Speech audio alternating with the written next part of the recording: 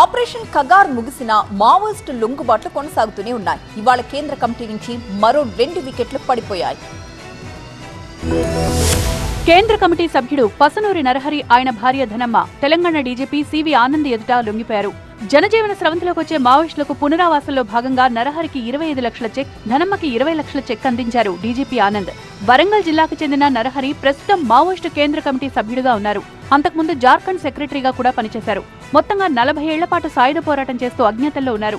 Maoist వాడే weapons wing కి ఇన్ఛార్జిగా ఉన్నారు నరహరి. మావోయిస్ట్ కార్డర్ ఏదైతే ఉంటుందో వారికి ఏ విధంగా వెపన్స్ తయారు చేయాలో, రిపేర్ చేసుకోవాలో, మెయింటైన్ చేసుకోవాలో, టెక్నికల్ గా ఏ విధంగా హ్యాండిల్ చేసుకోవాలి, ఈ అన్నిట్లో వీరు సెంట్రల్ కమిటీలో ఉండి మొత్తం డిపార్ట్మెంట్ ఏదైతే ఉంటుందో దానికి ఇన్ఛార్జ్ గా వివరించడం జరిగింది.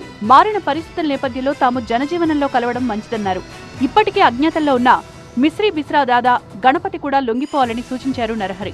పరిస్థితులు మనకు అనుకూలించని పరిస్థితుల కారణంగా వారు కూడా తెలంగాణ సర్కారుకి దగ్గర వచ్చి మెయిన్ స్ట్రీమ్ లో కలవవలసిందిగా తెలియజేస్తున్నారు.